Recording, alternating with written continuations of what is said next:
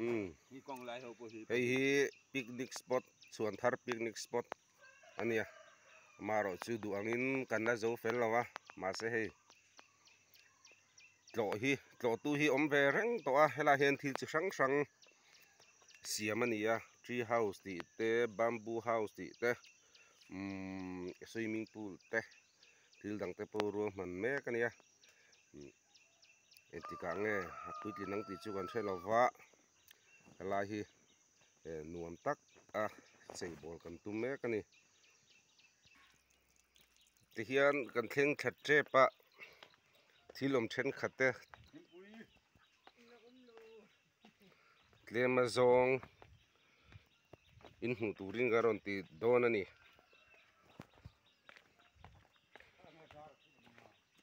hetla hi ei tian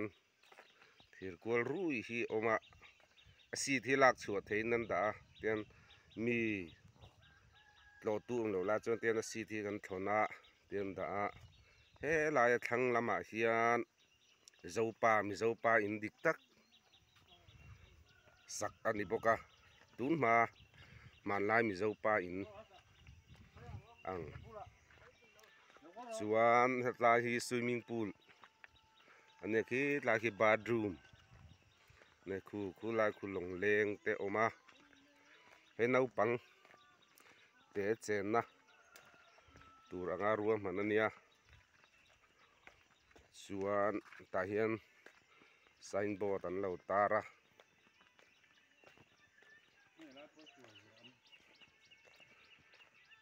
bol hlo aboma pairo tir tarani hei mi puin zom theu a thale chuan mi zopa in a hian lu ton chinila manla mi zopa in he banga enge sakhilu te sangal lu te tian lo in tara hei hi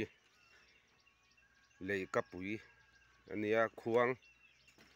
ten lo chopa lai kong kai hong don chinang man lai mi zopa in lo in hong sa a helai hi sum hun ania lai hei hi thing khon hei ar tui bom te sakhilu ro te chunga lo la oma hei helai hi ar chiar ania he ar tui bom ania hei hi khu soitong han sum ania hei hi suk hei mi ming cho hian helai hi sum mun ti ani hei hi kongka loin hong ta hei hi tui hun mun ti ni tui te he lo oma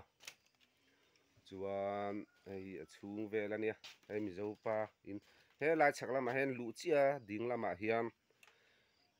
bu zem lo oma ni he lai hi rapui chung sang hei hi thing dana rap chung an hei hi tap chhak he lai hi hei hi do thleng mi zopa in a chem te ta hriam lo te dana hmun helai hi do thleng ani helai hian van duai chuan mi zopa thu a chuan van duai chuan do thleng a pot tlak hlum the nin tin na hmun ang kha ni helai hi hei hi khum pui ania hei hi khum hela hei hi hemi in chhunga chenga nu le pa ber chung pui nu le chung pui pa te mutna bi khum pui an ti ania helai hi khum bok ania hei khum bok ani lai hian kong khara lo om le a te hian hei hi kong kapui chung jok angani ta hei hi he mau ta phel sep ta khom ania hei hi hei ti hian hei in chung jok kong khara ania hetlai hi he tian nam han he lan kwa lo ma ta hian kut da ti hian he tian norpol ani mai hei hi ei kong khar chung zo kan nia an en zeli la thil dang hela hi tung cho an tiang kha khumbula man lai kan pi le pu te na tui bur te khola pin ti bor veron da khom na mun ni hei hela hi hei tung cho ani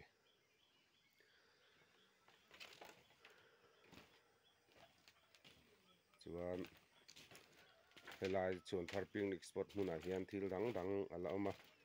upload zel tura in ngai ta ila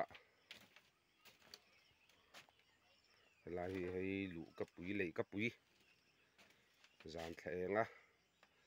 nula tlangwal tena hlim taka tun hma chuan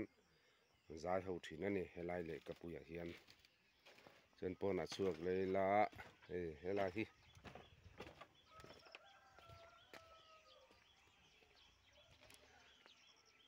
hei te kan tiang virna nge baby go round an ti ang lampang deuh na hetlai hi heten a vir thei ani hei hi ti hian tuai vir theia a hmun hma te kan thlir zelanga helai hi hak la lem hal an tia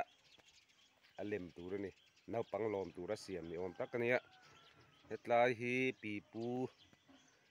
in then na tur ania naupang puitling a in then a nuam an ti thei em em ani hei hi lawng leng ania hemi chunga in kar kual thei boka helai hi lei ani pangpar ne ten an han cheia mar chu soi tawng khan du thu sa min zo fel ala ni lo dewa ang kim hi na thok lai ang vek ala ni chuan hei sir vela hian pangpar hi da nal khop maya hian kong sir tin deuh thaw hian in ten awma hei hi nia helai in rel mek hi nakina chuan chauka tur ang helai a hmun hmang tu te na ei an siam na tur te riat thei te pawh la niang helai la zawh lo ani bawk ani helai ram hring tup hian a hual vela ti hian khalum lai chuan nuam em em tur a ngai ani helai khi thingkunga in sak ani helai khi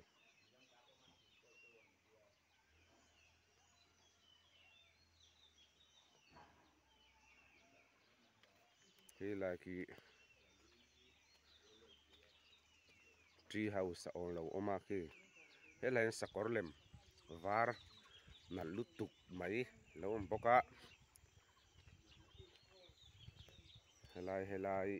picnic spot a kan thil siam tawh nei tawh thenkhat tlem azawng kan rawn ti lang dawn a helai hi mau hmanga siam ania hei hi hei mau hmang veka siam ani hei sakawr hi a chuan thei ni thla lak pui thei a chuan hei hi bamboo house mau in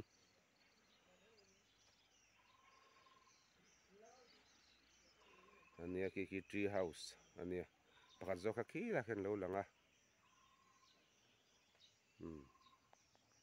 nakina thil dang a chhung te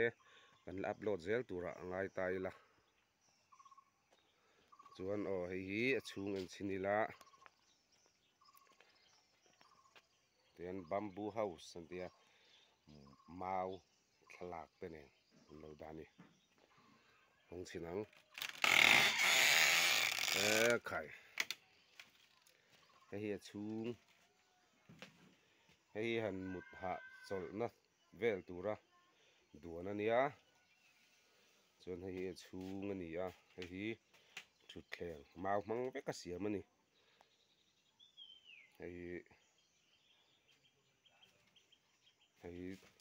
mau hmanga center table siam ania chuan hei a chhung ania dung hi helai a kual nen hi chuan fit sawmhnih pakhat ni lo sawmhnih pathum bawr vel ani ve dai ni hemi mau inchhung hi chuan a wang hi fit kwa ang hi sab hei tukver ania han nem hongi la te hian hei hi tukver ania hei ki kong ka pui ron lu na kha nia hei hi nia kan siam dan phung te bul kan tan dan te kin zela han upload zel kan tumanga mi pui ten a thlir tu ten man tangkai kan tum zel don ani chuan voina kan na tho tur chu so lai sonin puk leiver so lai lo lo so ta so kan thok le don ani so lai so